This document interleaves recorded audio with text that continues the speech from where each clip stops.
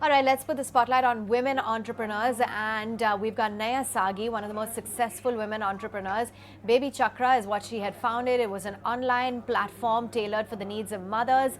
And she helped co-found the Good Glamm group as well in 2021, which is backed by investors like Warburg Pincus, as well as Bessemer Venture Partners, Axel, Amazon, and more. Naiyya, thank you so much for taking time out and joining in. So let's talk a little bit about your journey, because you worked in the healthcare space at a management consulting firm that was McKinsey back in 2007 rather. So tell us about how the idea to plunge into entrepreneurship really came out. It was, I think, something that was many years in the making, honestly, Avan, because even at McKinsey, there was this whole, piece of me that wanted to start up and build something of my own. So many, many years in the making as I think about it. But I do think Baby Chakra was also a company who was probably a little bit before its time. It is a very product first, a consumer tech product first company, where we were looking at a lot of, predictive journeys for to really solve for the big issue, the endemic issue of maternal and child health. So learned a lot in that process as well about, how to really develop a product that's built for India at scale, building on platforms that already exist, building large communities of more than 25 million mothers, 10,000 doctors. The whole journey also of being a sole founder, fundraising, pitching the product in international platforms. So I think an incredible journey overall. And of course, the phase at which it kind of also transitioned, which was the acquisition, of Baby Chakra by MyGlam, and me joining MyGlam as a co-founder was something that I think was also a very formative experience for me. So yeah, so I think Avan overall, I think there's been an entrepreneur 1.0 with Baby Chakra, entrepreneur 2.0 with the Good Glam Group.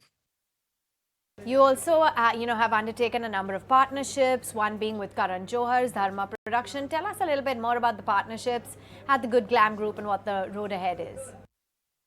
For us, Avan, one of, I think, the most unique things and the most distinctive thing about the group has been the partnerships we have with celebrities, right? So, as you've noticed, and you mentioned Dharma yourself, but we've actually started this journey way before most of our counterparts did with our Manish Malhotra partnership, which was one of the most successful celebrity partnerships in India, if not South Asia, right?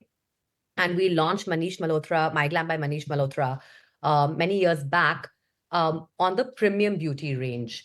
That was followed up by an equity investment by Shraddha Kapoor herself into My Glam.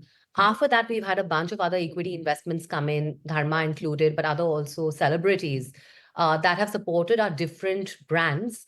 And the reason we've kind of prioritized that and worked with these celebrities is because we're realizing more and more that celebrities, production houses, now are figuring out the really powerful role that they can also play in co-creating and also setting the narrative for products at scale and for brands at scale, right? And they want to be part of the action. They don't just want a royalty. They want to be part of the action through and throughout through an equity structure.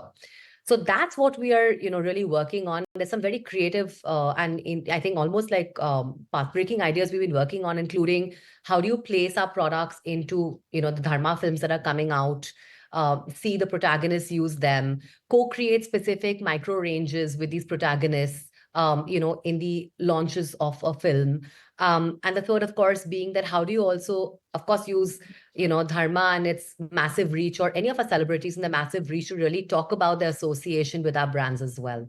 So very, very, I would say distinctive ways of working with celebrities and working with the broader ecosystem of Bollywood, including production houses.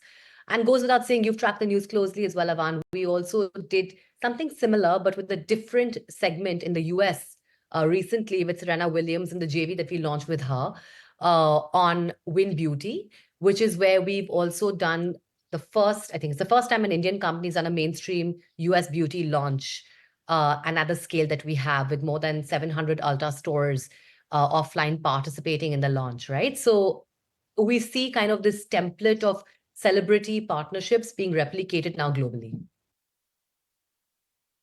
Sure, and share your outlook on, the contribution of women in tech, because yes, we are breaking some glass ceilings, the role is increasing, but I think there's a lot more ground to cover. How are you looking at it? So basically, the statistics actually tell us that Bombay engineering teams, so engineering teams based in Bombay have 30% women represented, right? Which is a pretty decent number to at least start off with. The second interesting stat is that for the first time, and I was looking at these numbers because I end up going to IIT Bombay a fair amount for the ESAL gatherings.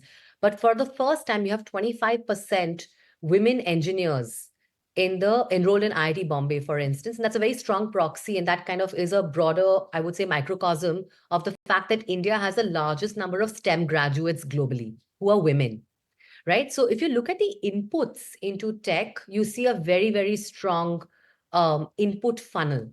Where the buck kind of drops is on two fronts. One is that we still don't see enough women leaders in, pure play tech roles. A lot of them, of course, you will meet through the course of these interviews, through these conversations. We have a lot of them who are part of our team memberships and team fellows program. But are they enough? Probably not. There need to be more. So there's a big dropout in the leadership level. And the second level where there needs a lot more funding that we've talked about is women who are building tech products and tech companies.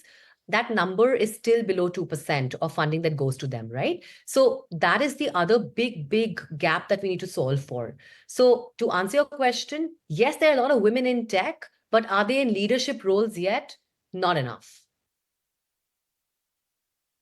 That's very interesting, and there's also data that indicates that it's a startup world that's dominated by men. The women-led startups, yes, they have increased in the recent years, but in meager double digits, less than the 20%. So how do you see that growing?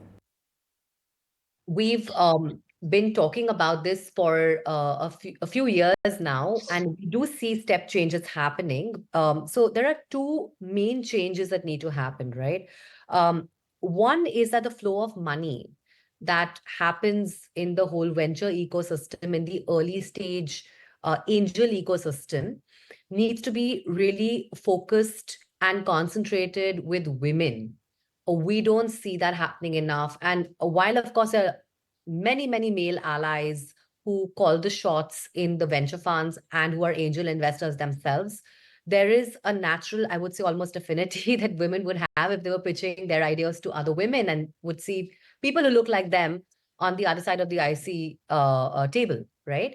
So there needs to be a very, very concerted effort by venture funds to actually ensure that they have more women leading deals on their end and have more women partners who are also calling the shots in terms of what investment decisions to make.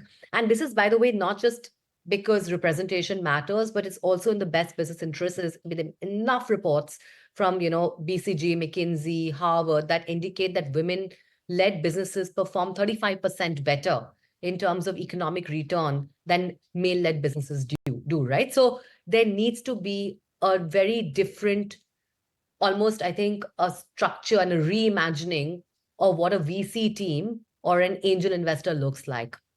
The second that is kind of happening already is that there's a big concentration and almost like a transformation of wealth that's now flowing into the hands of women. In fact, there's a global phenomenon that's being addressed as, that's being talked about. And a lot of fund managers are now focused on women as their clients.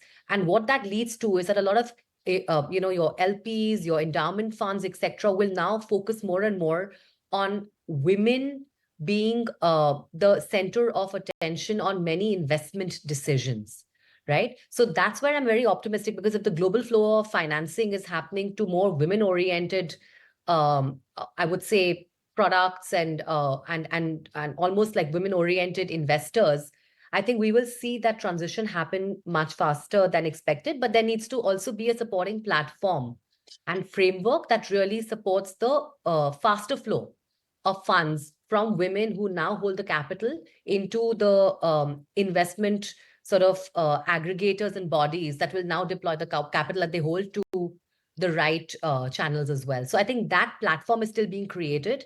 Once that gets created, I do envision a much faster movement on the flow of capital from women who have the capital to women who deserve that capital as well.